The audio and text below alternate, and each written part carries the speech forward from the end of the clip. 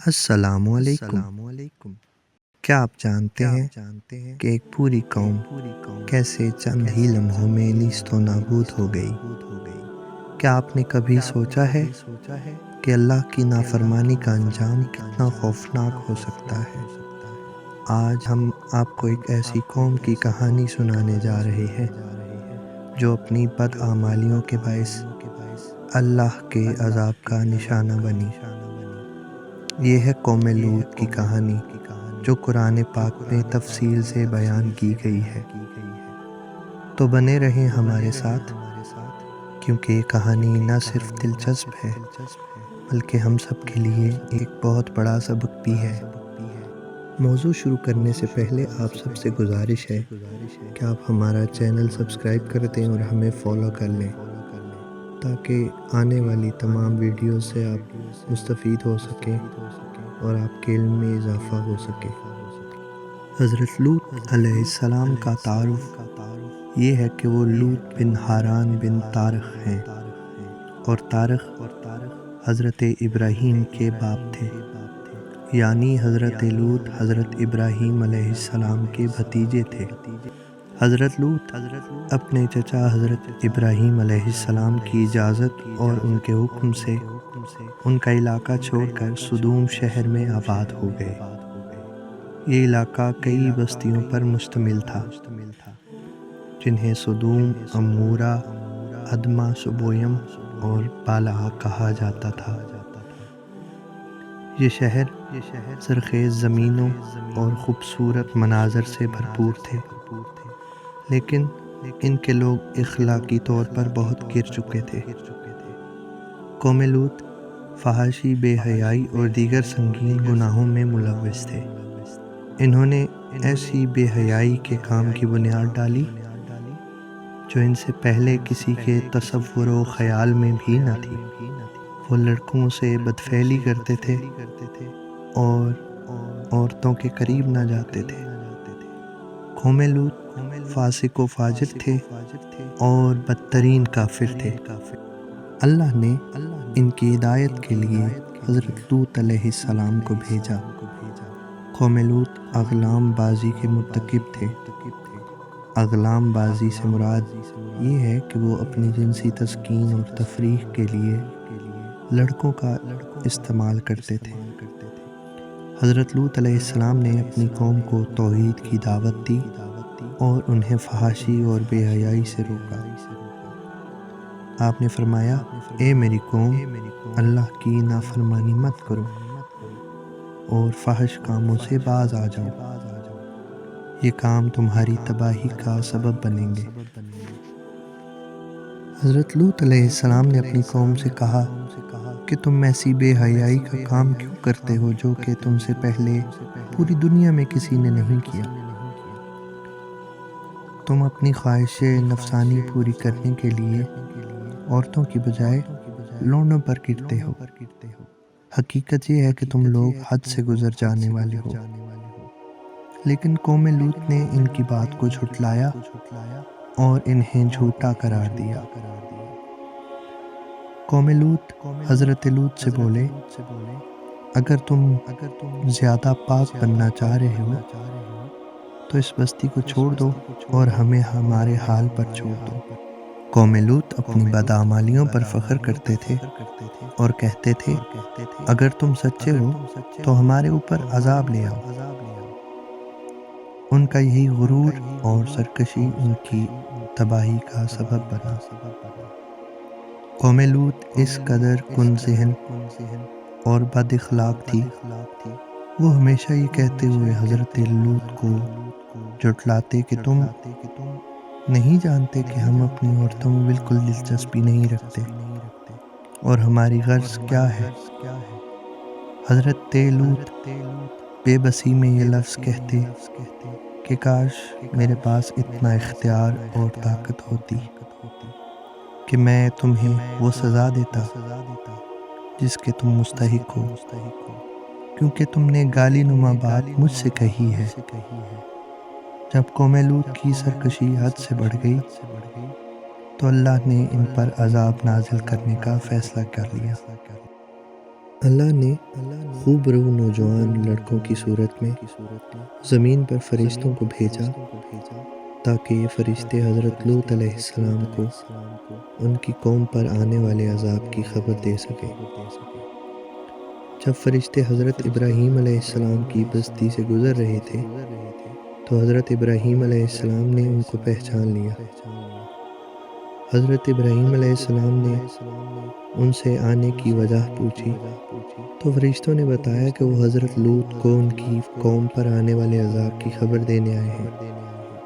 جب حضرت ابراہیم علیہ السلام نے اس عذاب کی خبر سنی تو انہوں نے اللہ سے اس قوم پر رحم کی سفارش کی۔ اس کے جواب میں اللہ نے حضرت ابراہیم سے فرمایا، اے ابراہیم، اس بات کو جانے دو، تمہارے پروردگار کا حکم آن پہنچا ہے کہ ان لوگوں پر عذاب آنے والا ہے جو کبھی نہیں ٹل سکتا۔ جب فرشتے حضرت لوط علیہ السلام کے پاس نوجوان اور خوبرو لڑکوں کے بھیس میں پہنچے تو آپ زمین کے کام کاج میں مشغول تھے۔ آپ نے جب ان کو دیکھا تو غمگین اور تنگ دل ہو گئے اور کہنے لگے کہ آج کا دن بڑی مشکل کا دن ہے۔ فرشتوں نے حضرت لوط علیہ السلام سے رات کو ٹھہرنے کے لیے پناہ کا تقاضا کیا، جس پر اول تو انہوں نے انکار کر دیا اور اشاروں کنایوں سے ان کو یہ سمجھایا کہ علاقہ آپ کے رہنے کے لیے موزوں نہیں ہے۔ جب شام کا وقت آن پہنچا تو حضرت لوط کو فکر لاحق ہوئی کہ اگر میں ان خوبرو لڑکوں کو، ان نوجوان لڑکوں کو اپنے پاس نہیں ٹھہراؤں گا تو یہ مجبوراً کسی اور کے پاس قیام کریں گے اور وہ ان کو نقصان پہنچائیں گے، تو انہیں اپنے گھر لے آئے۔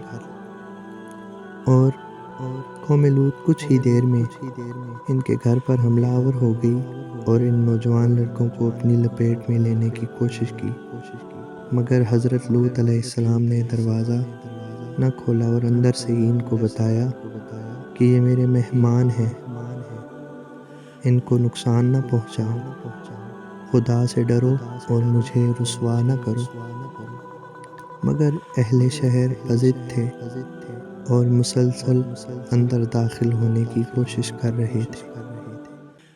روایات میں ملتا ہے کہ جب ان کا یہ عمل خدا نے دیکھا تو اللہ غضبناک ہو گیا اور اللہ نے حضرت جبرائیل کو اس قوم کو سزا دینے کا حکم دیا۔ حضرت جبریل آئے اور اپنے پر کے کونے کے ساتھ وار کیا اور ان تمام اہل شہر کی آنکھوں کو اندھا کر دیا۔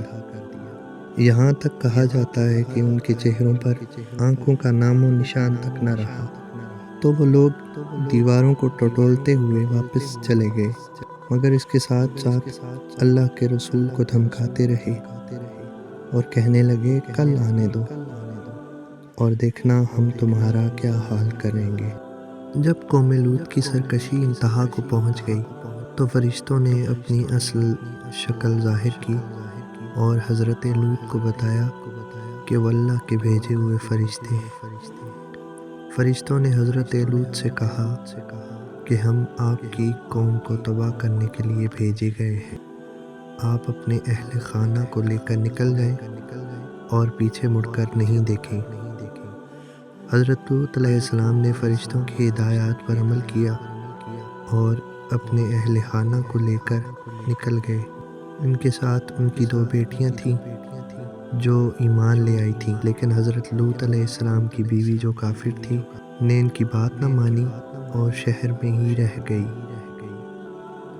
جب حضرت لوط علیہ السلام اور ان کے اہل خانہ شہر سے نکل گئے اور وقت عذاب قریب آیا تو فرشتوں نے آپ علیہ السلام سے کہا کہ آپ قریب کے پہاڑ پر چڑھ جائیں۔ حضرت لوط علیہ السلام نے اسے مشکل سمجھتے ہوئے انکار کر دیا اور کہا کہ میں قریب کی بستی میں چلا جاتا ہوں۔ فرشتوں نے کہا کہ ہم آپ کے اس بستی تک پہنچنے تک عذاب نازل کرنے سے رک جائیں گے اور آپ کا انتظار کریں گے۔ جب حضرت لوط علیہ السلام قریب کی بستی میں پہنچ گئے تو اللہ نے قوم لوط پر عذاب نازل کر دیا۔ قرآن پاک میں اس عذاب کو صیحہ اور حجارت سجیل کے نام سے بیان کیا گیا ہے۔ اللہ نے ان پر پتھروں کی بارش کی اور آسمان سے اترنے والے ہر پتھر پر اس شخص کا نام درج تھا جس پر اس پتھر نے برسنا ہے۔ حضرت جبریل نے اس شہر کو پلٹ دیا اور قوم لوط کی پوری آبادی تباہ و برباد ہو گئی، اور قوم لوط کا نام صفحہ ہستی سے مٹ گیا۔ حضرت لوط علیہ السلام کی بیوی جو کافر تھی وہ شہر میں ہی رک گئی، اور جب عذاب آیا تو وہ بھی اس قوم کے ساتھ تباہ ہو گئی۔ اللہ نے اس عذاب کا ذکر قرآن پاک میں کچھ یوں کیا ہے: اور ہم نے ان پر عذاب نازل کیا اور ہم نے انہیں تباہ کر دیا۔ جن بستیوں میں قوم لوط آباد تھی وہ بستیاں عبرت کا نشان بن گئیں، اور وہ پورے شہر کے شہر الٹ دیے گئے۔ آج بھی وہ بستیاں کسی حوالے سے بھی زیر استعمال نہیں ہو سکتی، نہ ہی ان پہ کوئی فصل کاشت کی جا سکتی ہے، اور ان کے پانی سے بھی فائدہ اٹھایا نہیں جا سکتا۔ گویا اللہ کا عذاب آج تک تمام دنیا کے لیے عبرت کا نشان بن کر رہ گیا۔ گویا قوم لوط کا علاقہ اور وہ تمام بستیاں پوری دنیا کے لیے عبرت کا نشان بن کر رہ گئیں۔ قوم لوط کی کہانی ہمیں یہ سبق دیتی ہے کہ فحاشی، بے حیائی اور اللہ کی نافرمانی کے نتائج بہت ہولناک ہوتے ہیں۔ اللہ تعالیٰ فرماتا ہے: اور ہم نے ان پر عذاب نازل کیا تاکہ وہ عبرت حاصل کر سکیں۔ ہمیں چاہیے کہ ہم قوم لوط کے واقعے سے سبق حاصل کریں اور اپنی زندگیوں کو اللہ کے احکامات کے مطابق گزارنے کی کوشش کریں۔ آج ہماری دنیا بھی قوم لوط کی طرح فحاشی اور بے حیائی میں مبتلا ہے۔ ہم نے بھی اللہ کی نعمتوں کو بھلا دیا ہے اور اپنے غرور میں اللہ کے احکامات کو نظر انداز کر رہے ہیں۔ قوم لوط کا واقعہ ہمیں یہ سبق دیتا ہے کہ ہمیں اللہ کی نافرمانی سے بچنا چاہیے اور اپنی زندگیوں کو اللہ کی رضا کے مطابق گزارنا چاہیے۔ ہم دعا گو ہیں کہ اللہ ہمیں فحاشی، بے حیائی اور غرور و تکبر سے بچائے، ہمیں اپنے نبیوں کی تعلیمات پر عمل پیرا ہونے کی توفیق عطا فرمائے اور ہمیں اپنی رضا کے راستے پر چلائے۔ اللہ ہم سب کو اپنی حفظ و امان میں رکھے اور اس جیسے ہولناک عذاب سے ہمیں اپنی پناہ میں رکھے۔ اس پورے موضوع میں ہم نے جتنی بھی چیزیں شامل حال کی ہیں، ان سب چیزوں کے حوالہ جات ہم اس ویڈیو کے آخر پر لگا رہے ہیں تاکہ آپ سب ان حوالہ جات سے بھی مستفید ہو سکے۔ اگر آپ کو ہماری ویڈیو پسند آئی ہو تو ہماری دیگر ویڈیوز بھی دیکھیں اور ہمارا چینل سبسکرائب کریں تاکہ مزید آنے والی ویڈیوز سے آپ سب مستفید ہو سکیں۔ ہمیں آپ اپنی دعاؤں میں یاد رکھیں۔ اللہ ہم سب کا حامی اور ناصر رہے۔ اللہ نگہبان۔